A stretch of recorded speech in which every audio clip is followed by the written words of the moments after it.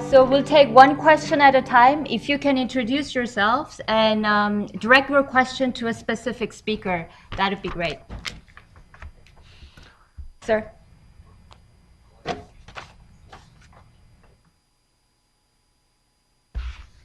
Thank you. I'm Werner Kiene. I enjoyed this session like I do all the sessions here at IFPRI. I was spending a lot of time the last 2 weeks in the Environmental Film Festival. And I was struck there by something which I missed here, namely the frustration of the filmmakers, but also the people that attended these many films. And I recommend many of you to go next year. It's great to be there.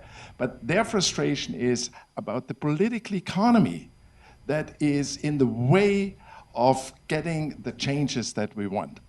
And I wonder just on this great idea of the change wheel and then the opportunity cost, whether there is not a need to focus more on this.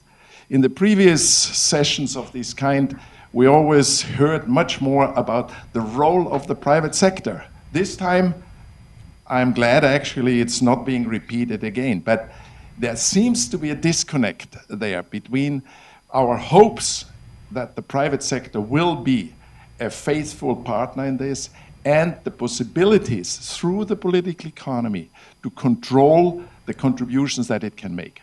I don't know who wants to answer that, but maybe it is another seminar. Schengen or? Okay. Okay. Well, I think political economy is very critical. In fact, this is one of our important research topics here, led by our development strategy and governance team. So they want to look at the whole political making process, the whole different actors in that process. My brief reaction is, I have to say over the last 10 years, even 15 years, at a global level, we have seen strong commitments from the UN, from UN agriculture, food-related organizations, even the World Bank. So we have seen global commitment for SDGs, for MDGs, for any other development goals. And then probably more importantly, it's the national level.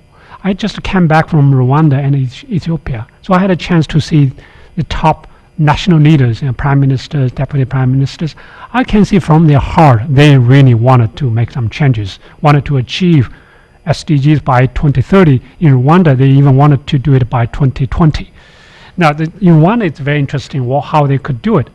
You know, the president signed a contract with the regional governors signed a contract with the community signs a contract with individual households. I saw a contract between individual households and the community. And I was walking there on Saturday. Everybody was on the street to clean the street. I can see that sort of strong commitment. Obviously, you know, again, as you said, it deserves another seminar or another research. For the issue of diets, I mean, clearly there's some vested interests of the meat sector that would need to be addressed. Although I was at pains to point out that I'm not advocating at all zero meat and beef. I'm really about reducing consumption to accommodate some of that growth that we're expecting. But the next step for the World Resource Institute is actually to convene a group of companies in the food services sector. So restaurants, for the first time last year, I think people in the United States spent more on food outside of the home than actually preparing it inside the home. So a lot of food is consumed outside the home. We think there's a business case for food services sector to increase the share of plant-based protein. So I think you know, if you can make the business case, you can sort of overcome some of those vested interests. I mean, the two major costs for restaurants are labor and the price of food. If you're serving up meals and you can serve up more meals with a greater share of plant-based protein, I don't know, I mean, like a veggie meat burger combined and sold as a healthy alternative, I think the business will scale on that. Two comments. One, on the political economy, I think there is also a huge need for strong evidence because most of the policies of governments are related to staple commodities. And we have seen gaps in stunting, in nutrition, and so on. And all the money is spent in staples, mostly. All the distortions and all the investments from government side. So I think there is a need for a strong evidence to show what will be the difference if you reallocate those resources to diversifying diets or to other types of commodities and see what will be the potential impact. And then on the private sector, in the case of the food loss and waste, or the potential food loss and waste, I think they play a crucial role, and not only on the waste side, but also on the production side, on the value chain. But of course, there needs to be these areas where it really makes sense for the private sector to come along, and areas where the government has to support for the private sector to come, because still the profits are not so clear, so you need more information for them to come and innovate. So that, I think, is the roles of the evidence that we need to bring to create this joint venture. Sir, first. Yes.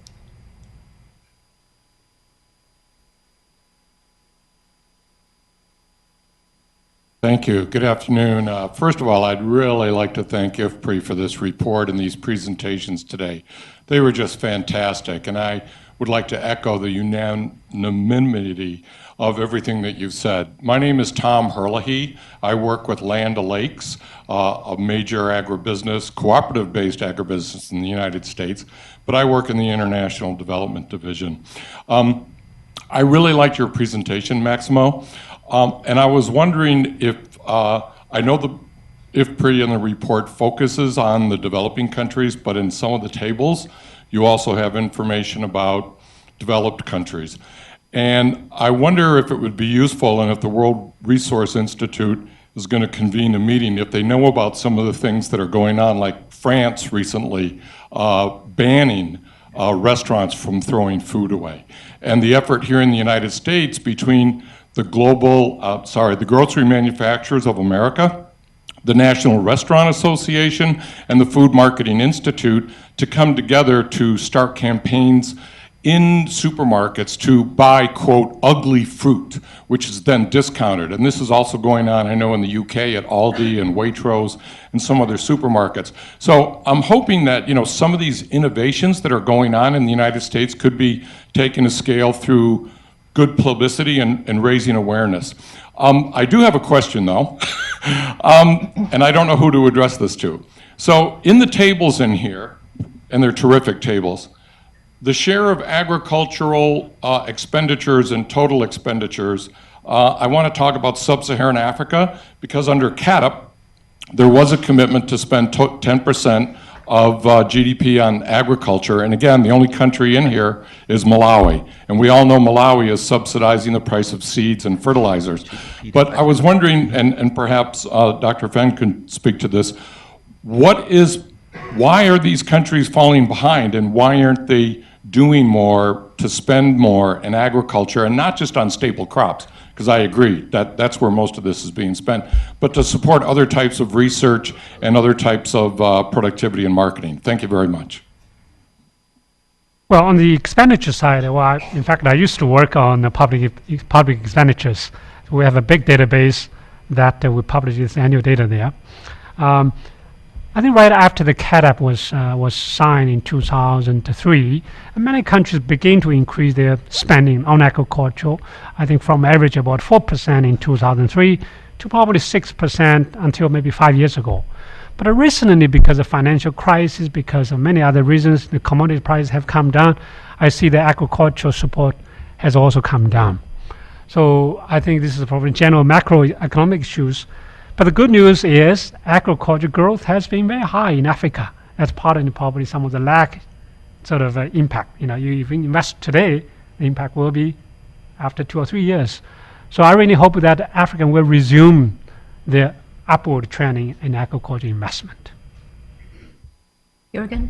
Maybe just following up on that, we are already seeing that trend as we speak.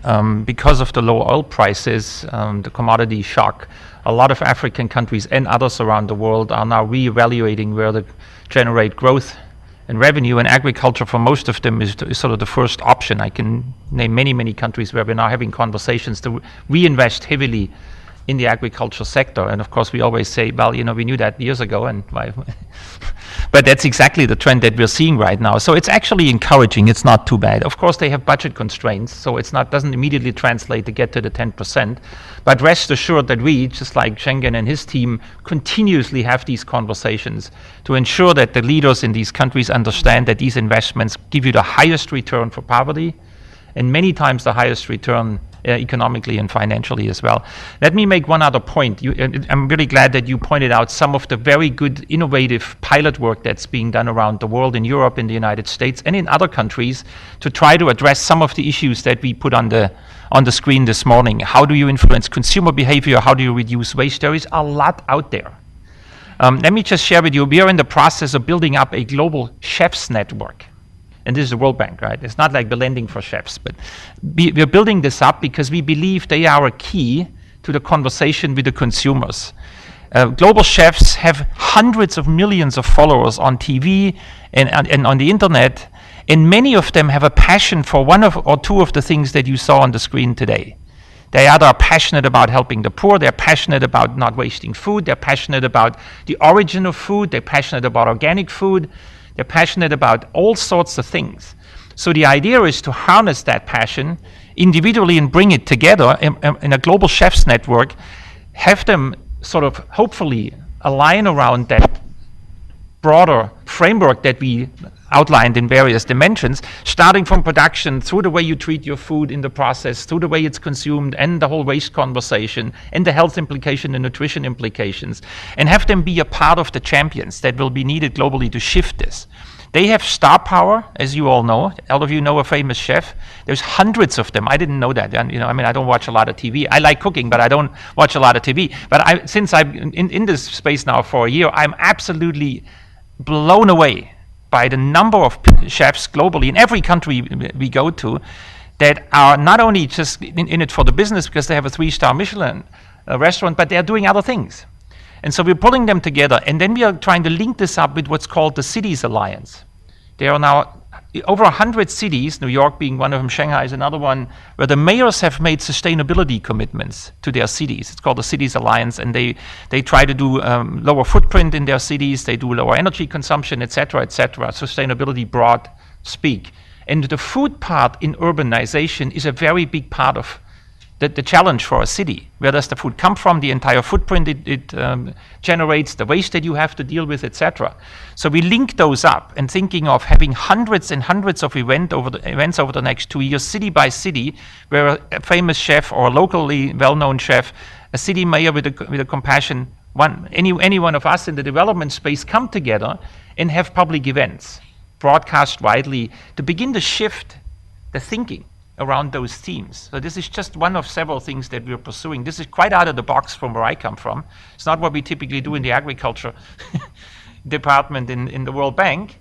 And it has, some people asking the question, why is Jürgen doing this? But this is why we're doing it. Because I'm profoundly convinced that we need to change our narrative. People don't want to hear about, productivity. They want to hear about other things that really matter to them, right? So we're going in this direction. Ben? Only. Oh, sorry, Maximo. Sorry. Oh, go ahead. Janet, would you like to? Oh. No.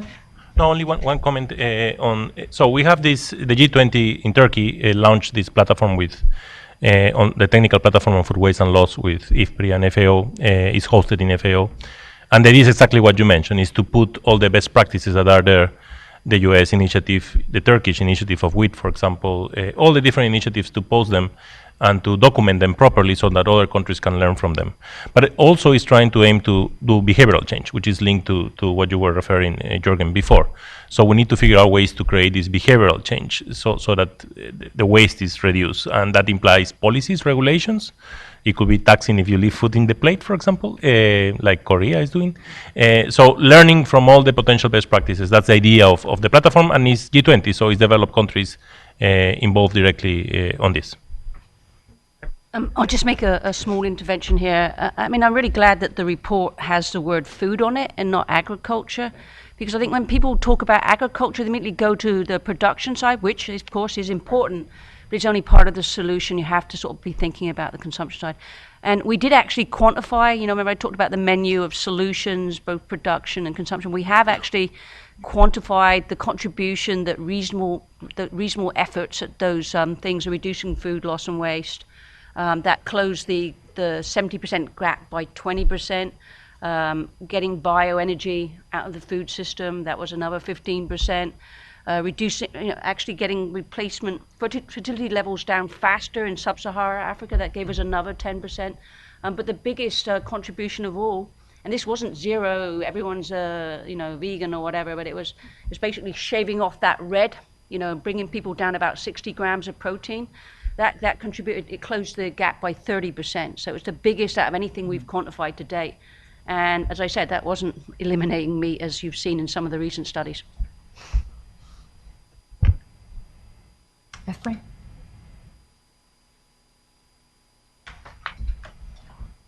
Ephraim Konya from IFPRI. My question goes to Janet.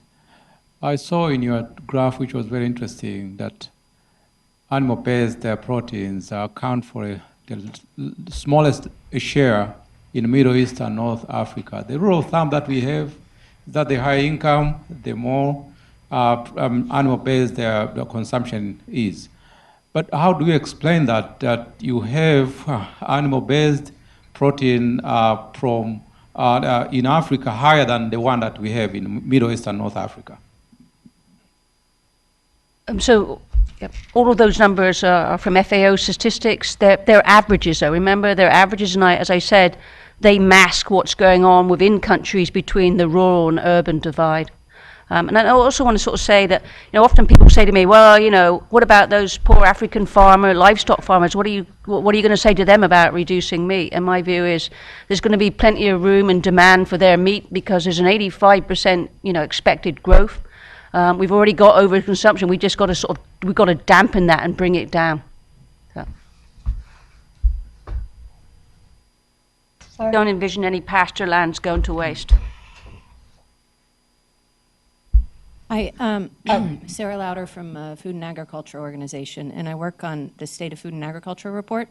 And I really appreciate this report. It's very interesting, and I look forward to reading it. I don't like to ask a question before I've read it, but the chapter, I have a question for Janet, which is in your looking at dietary patterns, some of the work that we're doing for the future report on climate change and food security and agriculture, some of our experts are telling us to be careful with the analysis of consumption and footprints from different diets, because that analysis looks at meats and cereals, but it doesn't look at fruits and vegetables.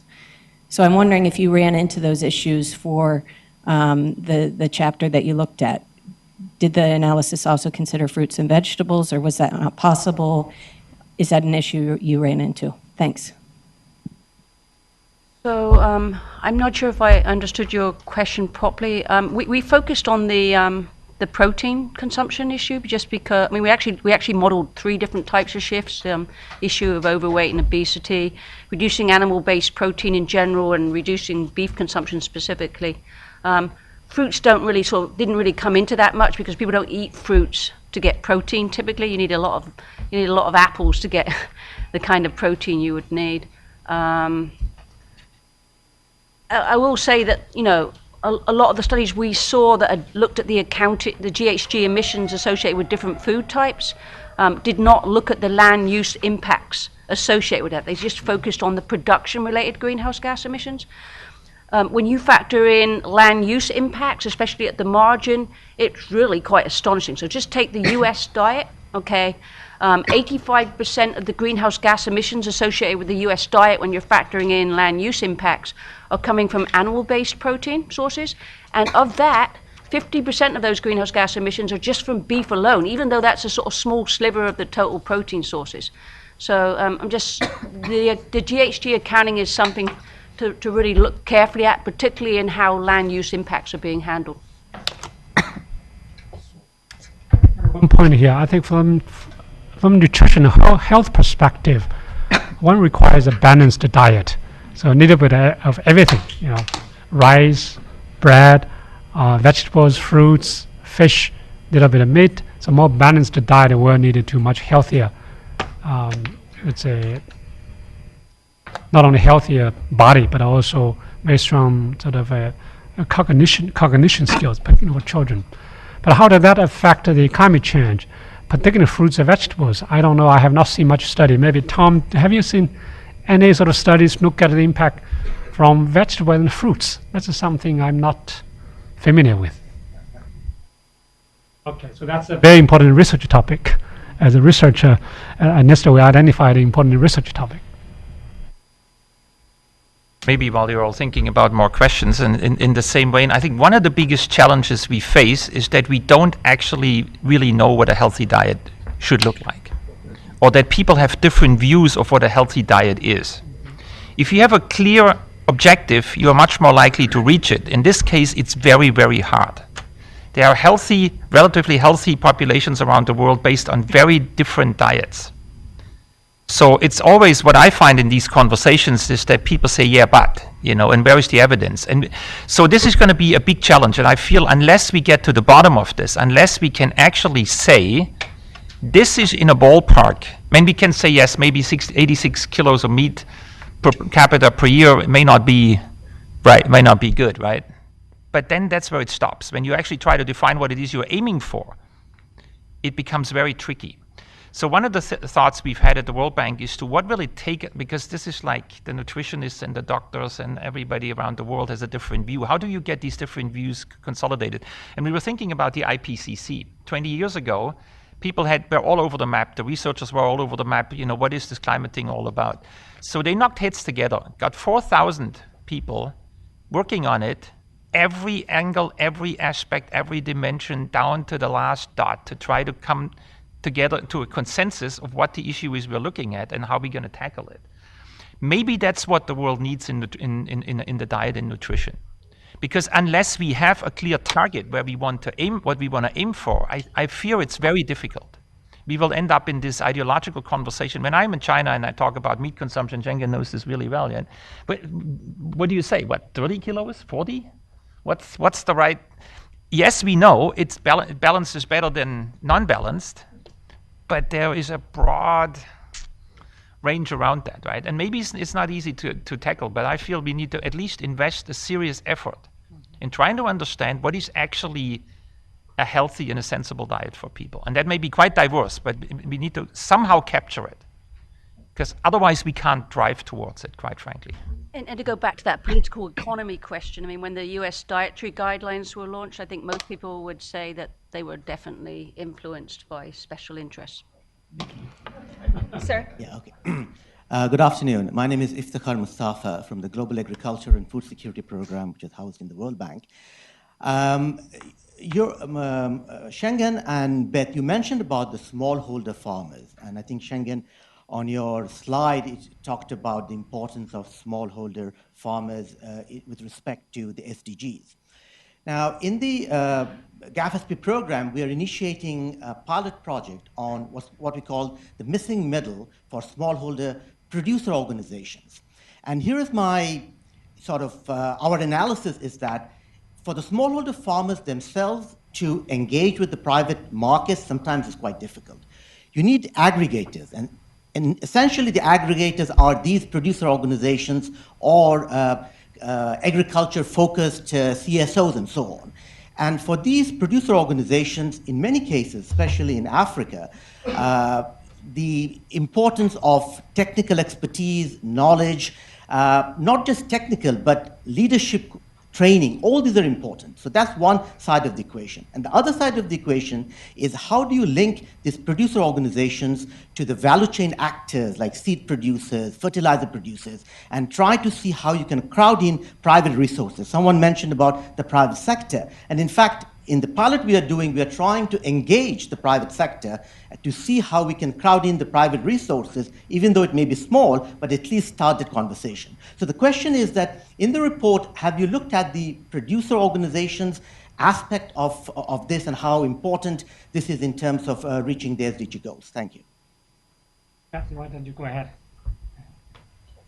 Well, I think the question was around the report. I think it's very important to pull the to pull the smallholders in more broadly into the food system. I think it's important for poverty, also because of the large share of food that they actually produce for the continent and for the world. And so I think that that's a very important element, and I think that you've targeted on one of the key issues that's missing enabling to do that. So as for the report, I'll push it over to Shengen for an answer. Yes, well, in the report, we did mention that we should really help smallholders to build a very resilient livelihoods.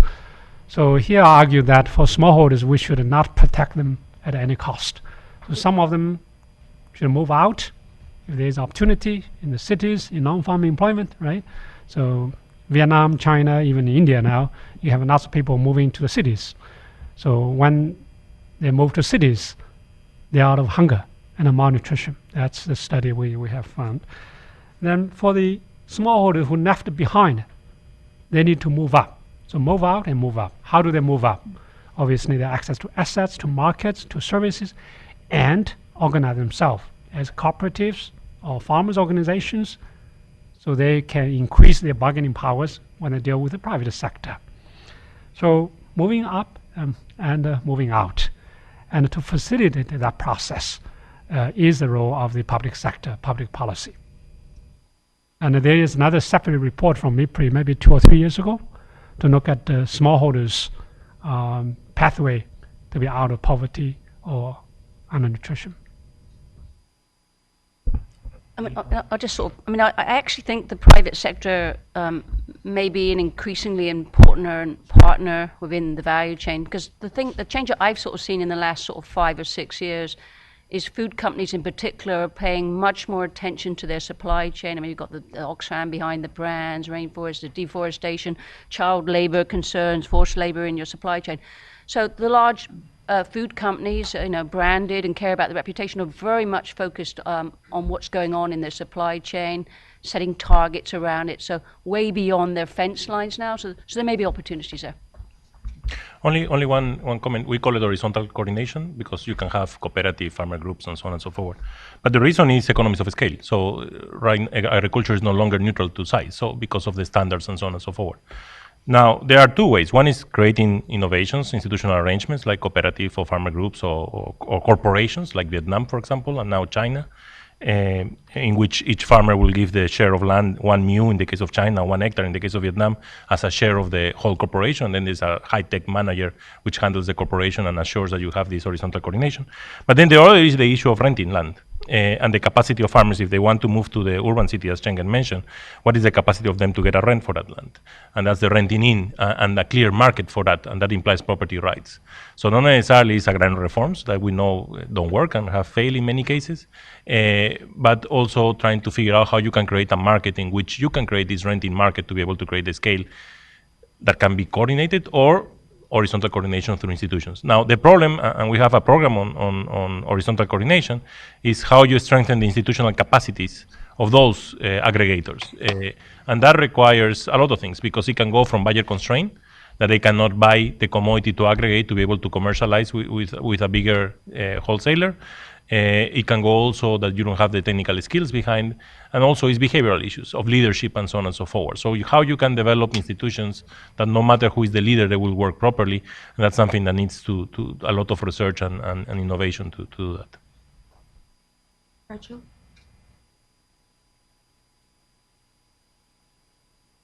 Thank you very much. Rajal Pandya-Loach at IFPRI. I have a question primarily for Jürgen and Beth, but the others may also wish to address it. In this backdrop of the next few years and beyond, very rapid urbanization underway. And I'm curious, how do you see that impacting on the programming that you do or the investments that your agencies do for the bank and for your USAID? How does that impact on both the agricultural investments, but also, Jürgen, you were talking about this shift, rather the bringing research and development closer together. And also for Beth, the impact on resilience comes in a very major way. So I was curious, how are you reacting to that major shift underway? Thank you. So I think you raised some really important questions, and it's one that we're spending a lot of time thinking about.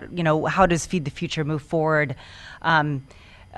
next year, new administration, next phase. I think that, so again, we're in the process of looking at it. These fora are greatly informing how we're moving forward. We're reaching out to look back and look at the results. This is the first year where we're going to have results across the initiative to really be able to aggregate what's working, what's not working, and have a look at that, really looking at some emerging trends, again, many of which we're talking here today. I think that, so again, we're in the midst of that right now, but it will definitely be making sure that we're linking our farmers to markets and working very much up and down the value chain. I think that that's key. I think that we've done some of that. Again, Jürgen said we focused a lot on production, and I think really making sure that that linking those markets to urban centers is very, very important to us. I think that will create jobs. It will also ensure to really work on what we're really about, which is poverty and hunger, which exists, again, in the rural areas, which will continue to exist in the rural areas, but it's also an urban problem as well. At the World Bank, our twin goals are to help the poorest of the poor get out of poverty and to build shared prosperity, which means to focus our entire attention and effort on the bottom 40% in society, so that the bottom 40% income level. Now, there is an urban myth out there that kind of thinks that one day all the world people will live in cities because we have this massive urbanization trend. Yeah, and that's true. You know, today we have about 50% of the global population, about 3.5 billion people that live in cities. We just crossed that 50% mark.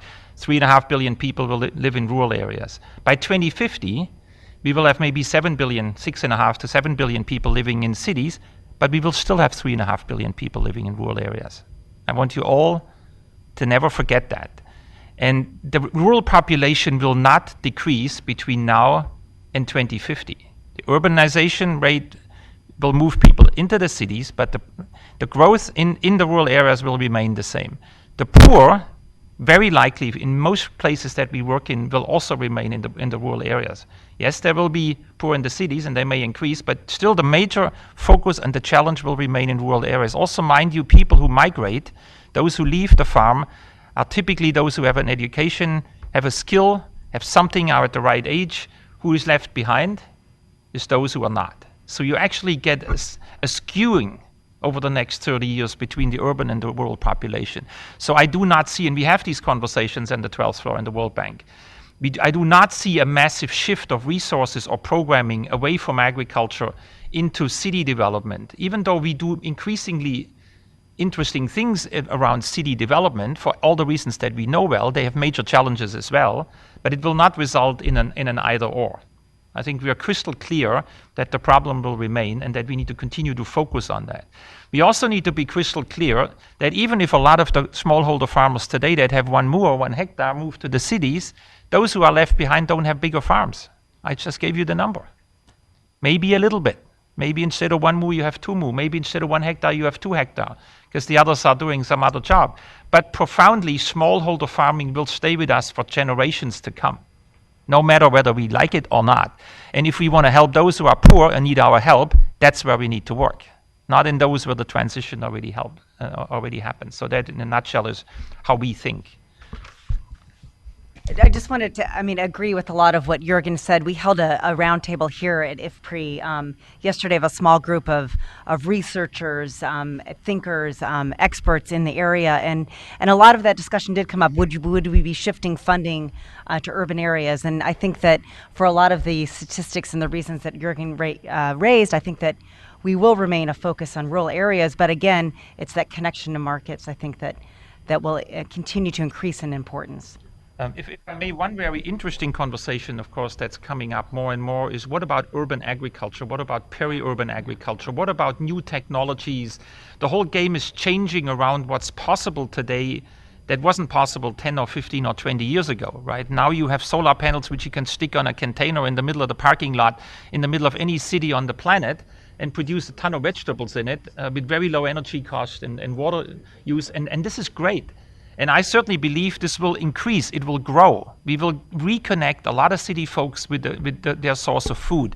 So, but to me, this is not an either or. We will see that trend and it will get a growing place. I don't want to venture into what percent it will be by 2050, but it will be much larger. And we should support it because it makes sense to some extent. But the fundamental balance and equation that the rural areas need to feed the cities is not going to change overnight. This will be a long, long journey. I also want to say maybe one final thing. In agriculture, we are really, in this aspect, we are really 20 years behind when it comes to technology. Some of you may have heard me say this before, but other sectors such as energy have innovated for 20 or 30 years, have put billions of dollars every year in renewable energy, intelligent ways of doing things differently. So now we have commercially available solutions that were inconceivable 20 years ago. Same with the transport sector. My manager now drives a Volt. Not a hybrid car, a full electric car. 20 years ago, we'd have laughed about this. Now it's happening.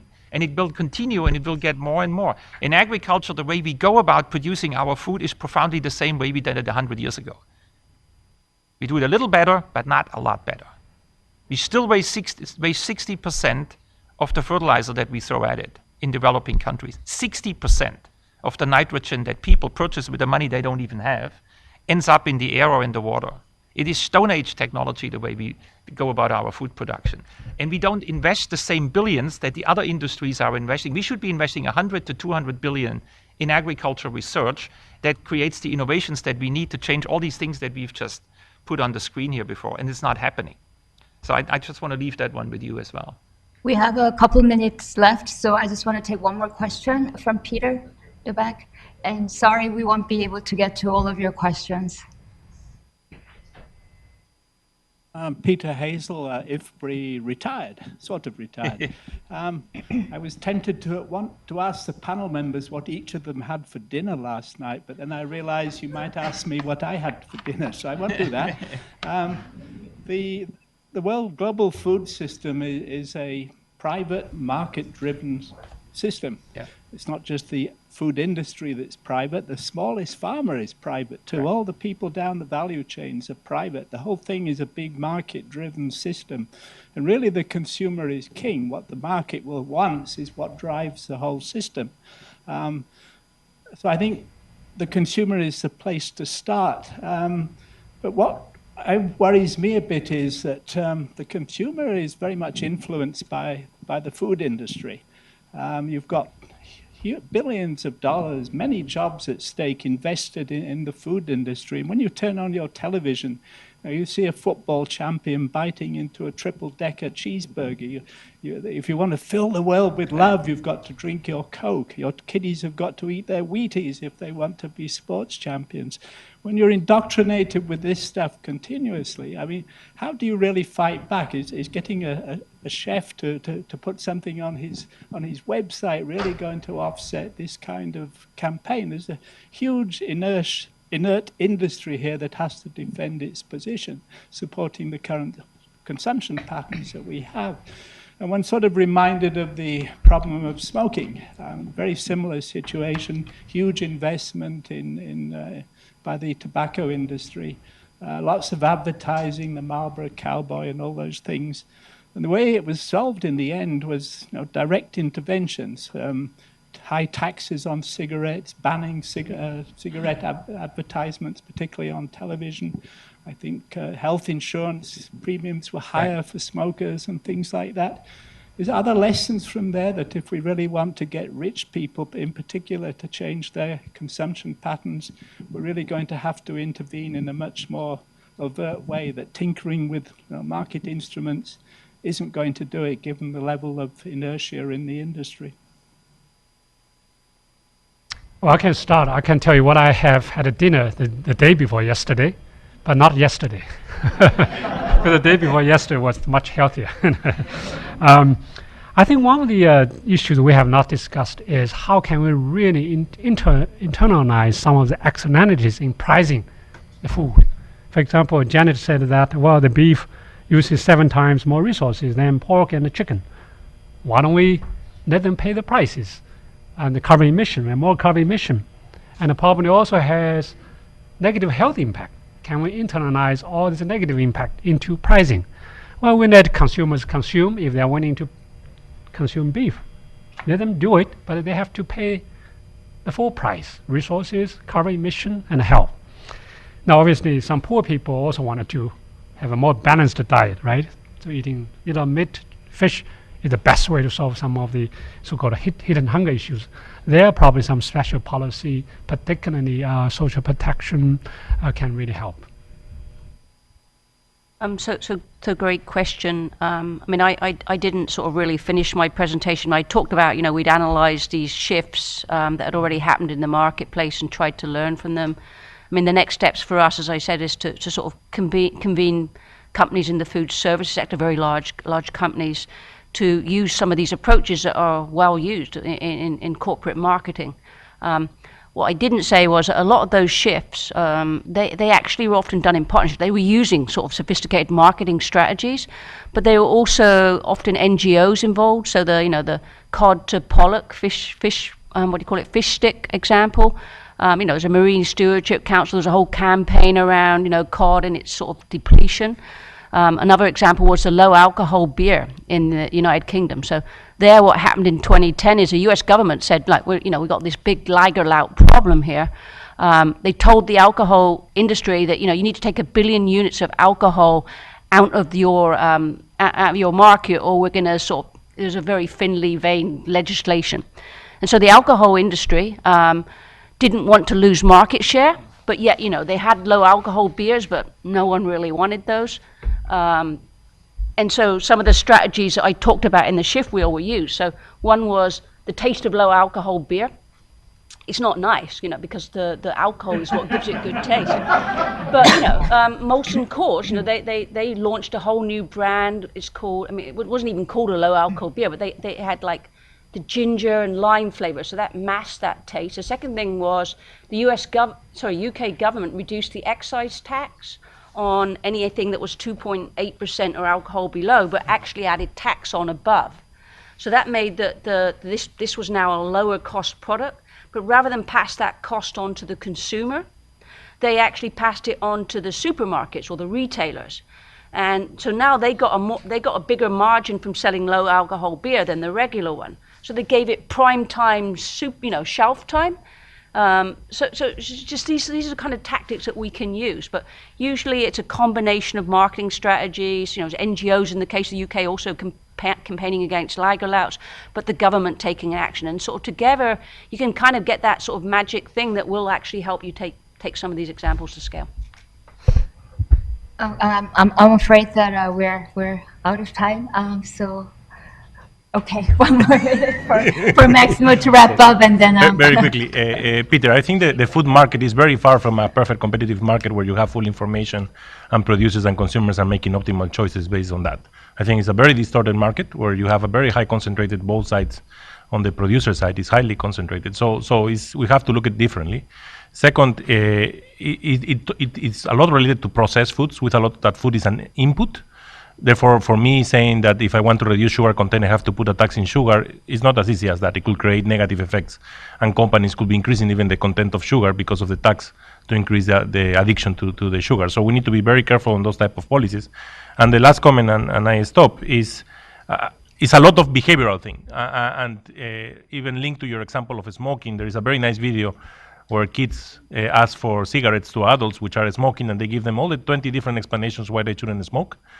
And then the kid sends them a little paper saying, then why you smoke. So I think we can target the younger generations and trying to change behavior at the schools, at high schools, to be able to influence parents in the future.